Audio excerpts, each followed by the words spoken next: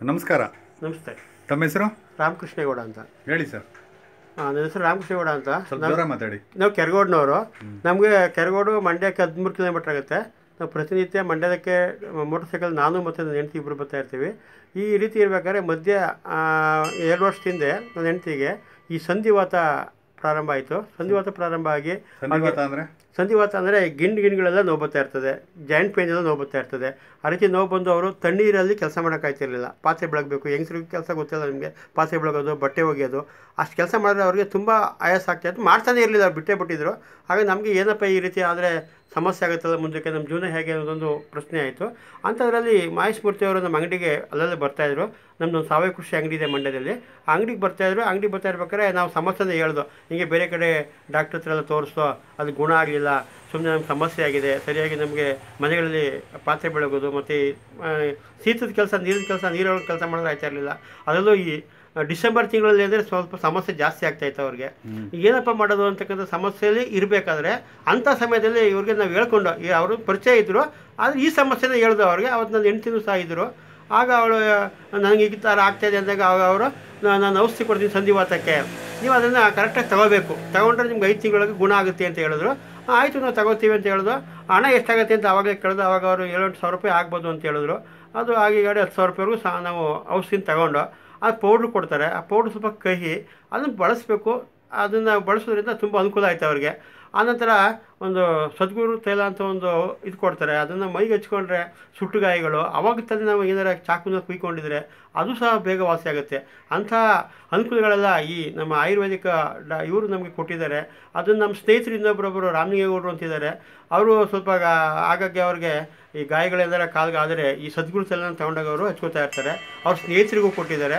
ಅವರು ಒಂದು ಸರಿ ಇವ್ರ ಹತ್ರ ನಾನು ಟ್ರೀಟ್ಮೆಂಟ್ ತೊಗೊಂಡು ಪೂರ್ಣ ತೊಗೊಂಡಿದ್ರೆ ನನಗೆ ಬೇಗ ಗುಣ ಆಗೋದು ಆಗಿಲ್ಲ ಅಂತ ಪಾಪ ನನ್ನ ಜೊತೆ ಎಷ್ಟೋ ಸರಿ ಹೇಳಿದ್ದಾರೆ ಅವರು.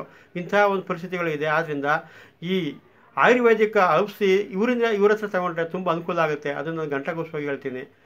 ಎಣ್ಣೆ ತೊಗೊಂಡು ಏನು ಮಾಡಿದ್ರು ಅವರು? ಎಣ್ಣೆ ತೊಗೊಂಡು ಅವ್ರಿಗೆ ಎಲ್ಲೆಲ್ಲಿ ಗಾಯ ಆಗುತ್ತೆ ಎಲ್ಲ ಹಚ್ಚೋದು, ಮೈಗೆಲ್ಲ ಹಚ್ಚೋದು. ಅವರು ಒಂದೊಂದು ಸಲ ಹುಷಾರಿಲ್ಲ ಅಂದರೆ 5-6 ಸಾವಿರ ರೂಪಾಯಿ ಡಾಕ್ಟ್ರಿಗೆ ಹೋಗಿ ಕೊಡ್ತಾಯಿದ್ರು, MBBS ಡಾಕ್ಟ್ರುಗಳಿಗೆ. ಇವರಿಂದ ಈ ಸದ್ಗುರು ತೈಲದಿಂದ ಅವ್ರಿಗೆ ತುಂಬ ಅನುಕೂಲ ಆಗಿದೆ. ಅವರು ನನಗೆ ಎಷ್ಟೋ ಸರಿ ಹೇಳಿದ್ದಾರೆ. ನನಗೆ ಏನು ಮಾಡೋರು ಎಣ್ಣೆ ತೊಗೊಂಡು?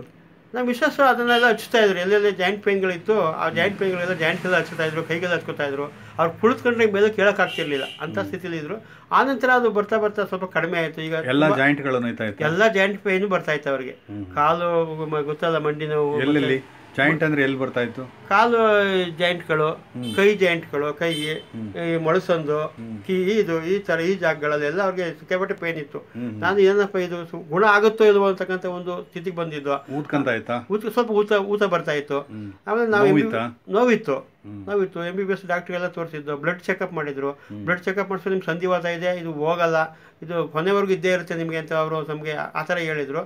ಆವಾಗ ನಾವು ಅಂತಹ ಸಮಯದಲ್ಲಿ ಈ ಮಹೇಶ್ ಮೂರ್ತಿ ಅವರು ನಮಗೆ ಪರಿಚಯ ಮೊದಲು ಇತ್ತು. ಹಾಗೆ ನಮ್ಮ ಸಮಸ್ಯೆನ ಹೇಳ್ಕೊಂಡು ಅವ್ರ ಹತ್ರ, ಈ ಥರ ಸಮಸ್ಯೆ ಆಗ್ತಾ ಇದೆ ನಮ್ಮ ಮಿಸಸ್ಗೆ ಅಂದರೆ ಒಂದ್ಸರಿ ಕರೆಸಿ ಅಂದರು. ಆಗ ಅವ್ರ ಸಮಸ್ಯೆನ ಅವ್ರ ಹತ್ರ ಹೇಳಿದ್ರು. ಈಗಲೂ ಅದನ್ನು ಟ್ರೀಟ್ಮೆಂಟ್ ತಗೋತಾ ಇದ್ದಾರೆ. ಈಗಲೂ ಒಂದು ಪೌಡ್ರ್ ಬೇಕು ಅಂತ ಹೇಳಿದ್ದಾರೆ. ಪೌಡ್ರನ್ನ ಕೇಳಿದ್ದೀನಿ, ಕೊಡ್ತಾರೆ. ಆ ಪೌಡ್ರ್ ತಗೊಳ್ಳೋದ್ರಿಂದ ತುಂಬ ಅನುಕೂಲ ಆಗುತ್ತೆ. ವಾಸಿ ಆಯ್ತು ಅವ್ರಿಗೆ ಪೂರ್ತಿ? ಪೂರ್ಣ ವಾಸಿ ಆಗಿದೆ. ಎಷ್ಟು ತಿಂಗಳು ವಾಸಿ ಆಯಿತು? ಒಂದು 3-4 ತಿಂಗಳು 4 ತಿಂಗಳು ವಾಸಿ ಆಯಿತು. 3-4 ತಿಂಗಳು ಆಯಿತು. ಈಗ ಪೌಡ್ರ್ ಯಾಕೆ ತಗೋತಾರೆ? ತಿರುಗಿ ಮತ್ತೆ ಸ್ವಲ್ಪ ಏನೋ ಪೇನ್ ಕಾಣಿಸ್ತಾ ಇದೆ ಅಂತ ಕಾಣುತ್ತೆ. ಅದಕ್ಕೋಸ್ಕರ. ಪೇನ್ ಯಾವಾಗ ಬರುತ್ತೆ? ಚಳಿಗಾಲದಲ್ಲಿ ಹೆಚ್ಚಿಗೆ ಬರುತ್ತೆ. ನೀರೊಳಗಡೆ ಅವರು ಪಾತ್ರೆ ಬೆಳಗಿದ್ರೆ, ಬಟ್ಟೆ ಒಗೆದ್ರೆ ಅದು ಅಲ್ಲಲ್ಲೇ ಅವ್ರಿಗೆ ಬರ್ತಾ ಇದೆ. ಅದೆಲ್ಲ ಪಥ್ಯ ಎಲ್ಲ ಹೇಳಿರ್ಬೇಕಲ್ಲ? ಪಥ್ಯ ಹೇಳಿದ್ದಾರೆ, ಆದರೆ ಹಳ್ಳಿಗಳಲ್ಲಿ ಗೊತ್ತಲ್ವಾ, ಅದನ್ನು ಕಂಟ್ರೋಲ್ ಮಾಡೋಕ್ಕಾಗಲ್ಲ. ಅಲ್ಲಿನ ಜನ ಇರುವಾಗ ನಮ್ಮದು ಅವಿಭಕ್ತ ಕುಟುಂಬ ಆದ್ರಿಂದ ಅವೆಲ್ಲ ಮಾಡಲೇಬೇಕಾಗತ್ತೆ. ಪುಣೆ ಚೆನ್ನಾಗಿದ್ದಾರೆ. ಈಗ ಕೆಲಸ ಎಲ್ಲ ಮಾಡ್ತಾರಾ? ಈಗೆಲ್ಲ ಮಾಡ್ತಾ ಇದ್ದಾರೆ, ಚೆನ್ನಾಗಿ ಮಾಡ್ತಾರೆ. ನೀರಲ್ಲಿ ಕೆಲಸ ಮಾಡ್ತಾರಾ? ಮಾಡ್ತಾ ಇದ್ದಾರೆ. ಬಟ್ಟೆ ಒಗೆಯೋದು, ಪಾತ್ರೆ ತೊಳೆಯೋದು. ಬಟ್ಟೆ ಹಳ್ಳಿಗಳಲ್ಲಿ ಗೊತ್ತಲ್ಲ, ಬೆಳಗ್ಗೆ 4 ಗಂಟೆಗೆ ನೀರು ಬಿಟ್ಬಿಡ್ತಾನೆ.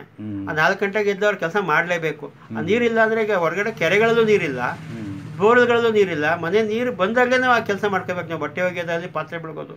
ಈಗ ಸಂಧಿವಾತ ಗುಣ ಆಗುತ್ತೆ ಅಂತೀರಾ? ಗುಣ ಆಗುತ್ತೆ, ಸಂಪೂರ್ಣ ಗುಣ ಆಗುತ್ತೆ. ಈಗ ಮತ್ತೇನು ರಿಪೀಟ್ ಆಗಿಲ್ಲ ಅವ್ರಿಗೆ? ರಿಪೀಟ್ ಏನಾಗಿಲ್ಲ. ಓಕೆ, ಏನು ಹೇಳ್ತೀರಾ ಇದ್ರ ಬಗ್ಗೆ? ಆಯುರ್ವೇದಿಕ್ ಸಂಧಿವಾತಕ್ಕೆ ಆಯುರ್ವೇದನೇ ಮುಖ್ಯವಾದಂತಹ ಔಷಧ. ಅದನ್ನು ಬಳಸಿದ್ರೆ, ಡಾಕ್ಟ್ರ್ ಏನು ಹೇಳ್ತಾರೆ ಅದನ್ನು ನಾವು ಅನುಸರಿಸಿದ್ರೆ ಅದು ಗುಣ ಆಗುತ್ತೆ.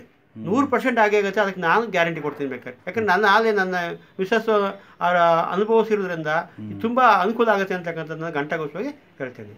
ನಮಸ್ಕಾರ. ನಮಸ್ತೆ.